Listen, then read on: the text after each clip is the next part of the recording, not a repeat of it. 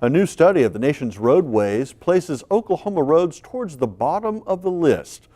While the ranking is low and data is based on two-year-old information, efforts are underway to improve the pavement and the bridges that get us from place to place.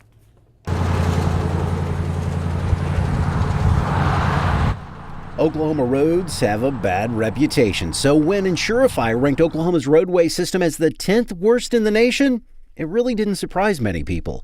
Insurify took a look at information collected by transportation research group TRIP. It shows 22% of Oklahoma's rural roads are in poor condition, 16% of bridges are deficient, and the state commits less than 10% of its budget to road and bridge projects. But looking back, Oklahoma's roads and bridges were in much worse condition just a few years ago. As a matter of fact, the same group, TRIP, in 1995 did a report that ranked us number one in the nation of diverting transportation revenues to every other means and not putting enough in our infrastructure.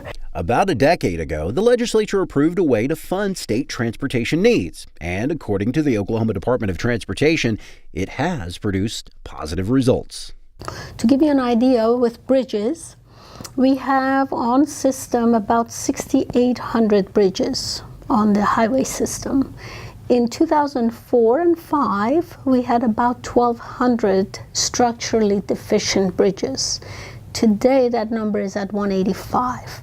While ODOT has been addressing the issues with its highways and bridges, counties and cities have been struggling with poor road conditions as well. So based off when you include the state highway system, the county system, and the city system, as far as bridges go, and deficiencies, the counties have way more than a lion's share of those deficiencies, which represents over 2,600 bridges and well over $1 billion worth of need on bridges. The legislature created the County Improvements for Roads and Bridges program to help.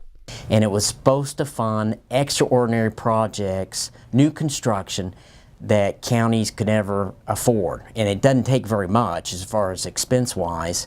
An average bridge is probably around $400,000, and roads are costing well over $1 million a mile to do. However, repeated raids by the legislature have held back the program from being fully implemented. The last 3 legislative years, they've tapped the fund for $230 million.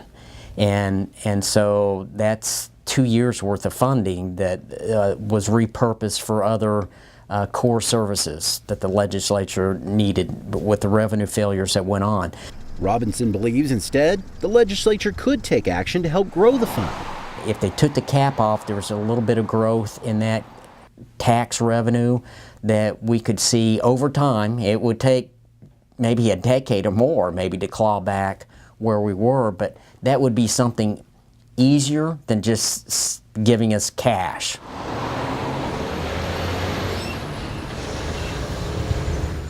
We've done over almost $1 billion worth of projects. We've leveraged federal funds and tribal funds with this. We've done 537 bridges and over 850 miles of resurfacing and rebuilding roads. ODOT has also taken measures to improve the safety of rural highways and bridges. For example, rumble strips like these are being put onto long stretches of rural highways.